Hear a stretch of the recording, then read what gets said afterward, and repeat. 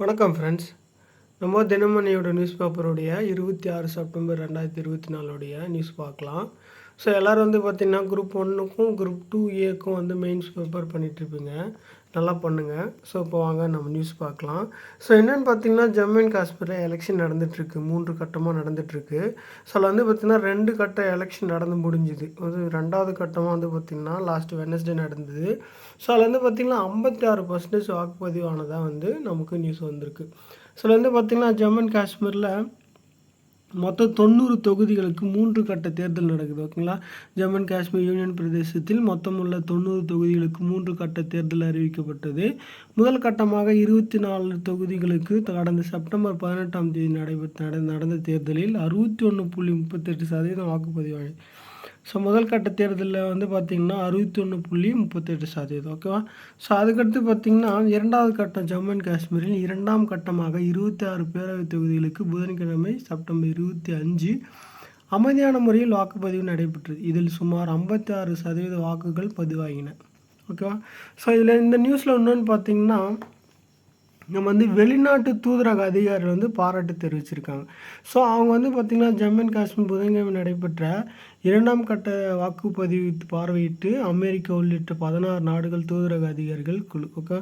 So என்னென்னா வெளிநாட்டில் இருக்க தூதரக அதிகாரிகள் இருப்பாங்க இல்லையா, அவங்களாம் வந்து பார்த்திங்கன்னா ஜம்மு அண்ட் காஷ்மீரில் வந்து குழுவாக ஃபார்ம் பண்ணி பார்வையிட்டிருக்காங்க. ஸோ என்னென்ன நாடுன்னு பார்த்திங்கன்னா அமெரிக்கா, மெக்சிகோ, கயானா, தென்கொரியா, பனாமா, சிங்கப்பூர், நைஜீரியான்னு சொல்லிட்டு 16 நாடு வந்து இந்த தேர்தலை வந்து பார்வையிட்டிருக்காங்க அதிகாரி குழு. ஸோ இதில் இன்னொரு முக்கியமான பதின்னு பார்த்திங்கன்னா புதிய வரலாறுன்னு சொல்லிட்டு தில்லியின் செய்தியாளரிடம் பேசிய தலைமை தேர்தல் ஆணையர் ராஜீவ்குமார் ஜம்மு அண்ட் காஷ்மீர் முன்பு வாக்குப்பதிவு நடைபெறாத இடங்களில் தற்போது நடைபெற்று இருக்கிறது. இதன் மூலம் புதிய வரலாறு படைக்கப்பட்டுள்ளது. இளைஞர்கள், பெண்கள், முதியோர் என அனைத்து தரப்பினரும் நீண்ட வரிசையில் காத்திருந்து வாக்களித்தனர். ஜனநாயகத்துக்கு பெரும் மரியாதை செலுத்தப்பட்டுள்ளது என்றார். ஓகேவா. ஸோ இது வந்து புதிய வரலாறுன்னு சொல்லிட்டு தலைமை தேர்தல் அதிகாரி ராஜீவ்குமார் சொல்கிறாரு. ஸோ அடுத்த நியூஸ் பார்த்திங்கன்னா ஸோ தமிழக வீரருக்கு ரூபாய் 5 கோடி முதல்வர் மு.க. ஸ்டாலின் வழங்கினார். எதுக்காகன்னு பார்த்தீங்கன்னா ஃப்ரான்ஸில் வந்து பாரிஸில் வந்து பேரா ஒலிம்பிக் நடைபெற்றது இப்போ ரீசெண்டாக 2024. ஸோ அதில் வந்து மொத்த கோல்டு பார்த்திங்கன்னா 7. அதாவது நம்ம இந்தியாவோட மொத்த கோல்டு எத்தனை வின் பண்ணாங்கன்னா 7, சில்வர் வந்து 9, பிராஸ்ன்னு வந்து பார்த்திங்கன்னா 13. மொத்தம் பார்த்திங்கன்னா 29 மெடலோட நம்ம பேரா ஒலிம்பிக்கில் மெடலை வின் பண்ணியிருக்கோம். ஸோ அதுக்கு வந்து பார்த்திங்கன்னா தமிழக வீரர்களுக்கு நம்ம முதல்வர் வந்து 5 கோடி வந்து அறிவிச்சிருக்காங்க. ஓகேவா.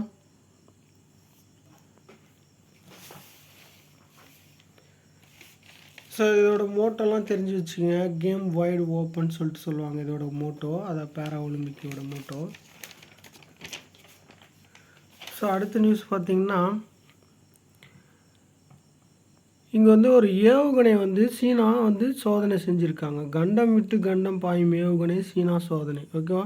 ஸோ என்னென்னு பார்த்தீங்கன்னா கண்டம் விட்டு கண்டம் பாயும் ICBM ரகத்தை சேர்ந்த ஏவுகணை ஒன்றை சீனா புதன்கிழமை சோதித்தது. அமெரிக்கா வரை சென்று தாக்குதல் நடத்தும் திறன் கொண்ட அந்த ஏவுகணை சோதனை வந்து வெற்றிகரமாக சீனா பாதுகாப்புத்துறை அமைச்சகம் தெரிவித்தது.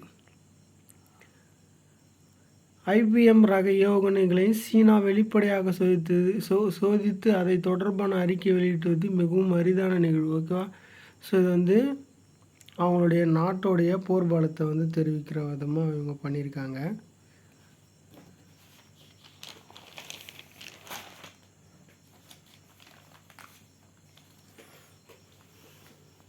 அதுக்கடுத்து பார்த்திங்கன்னா நம்ம வந்து நேற்று நியூஸில் நம்ம பார்த்துருக்கோம். மறுபடியும் 90 லட்சம் வந்து பார்த்திங்கன்னா முதல்வர் மு.க. ஸ்டாலின் அவர்கள் செஸ்ஸில் வின் பண்ணவங்களுக்கு தமிழகத்தை சேர்ந்தவங்களுக்கு வந்து ஊக்கத்தொகை கொடுத்துருப்பாரு. இப்போ வந்து பிரதமர் மோடி வந்து அறிவிச்சிருக்காரு 3.2 கோடி ரொக்கப்பரிசு. ஓகேவா. செஸ் ஒலிம்பியாட் சாம்பியன்களுக்கு ரூபாய் 3.2 கோடி ரொக்கப்பரிசு. ஸோ இதில் வந்து இம்பார்ட்டன்ட் பார்க்கலாம். செஸ் ஒலிம்பியா போட்டியின் சாம்பியனான இந்திய ஆடவர் மகளிர் அணியினை புதுடெல்லியின் புதன்கிழமை சந்தித்த பிரதமர் நரேந்திர மோடி அவர்கள் உரையாடி பிரதமர் மோடி இந்திய அணியினரின் வரலாற்று சிறப்புமிக்க வெற்றியை பாராட்டினார். இந்திய அணியினர் தாங்கள் கையொப்பமிட்ட செஸ் போர்டை பிரதமர் மோடிக்கு பரிசாக அளித்தனர். ஓகேவா? ஸோ இதில் வந்து இம்பார்ட்டன்ட் பார்த்திங்கன்னா, செஸ் ஒலிம்பியாட் போட்டியின் 97 ஆண்டுகளாக வரலாற்றில் இந்தியா தங்கம் வென்றது இதுவே முதல் முறையாகும். அதிலும் ஒரே போட்டியில் ஆடவர் மற்றும் மகளிர் என இரு பிரிவுகளிலுமே இந்தியா தங்கம் வென்று அசத்தியுள்ளது. ஓகேவா? ஸோ இதெல்லாம் இம்பார்ட்டன்ட்டு. எத்தனை வருஷத்துக்கு கழிச்சு நம்ம வந்து தங்கம் வின் பண்ணியிருக்கோம் அப்படின்னு கேட்பாங்க. ஸோ இதெல்லாம் பார்த்தீங்கன்னா இம்பார்ட்டன்ட் நியூஸு, பார்த்துக்கோங்க.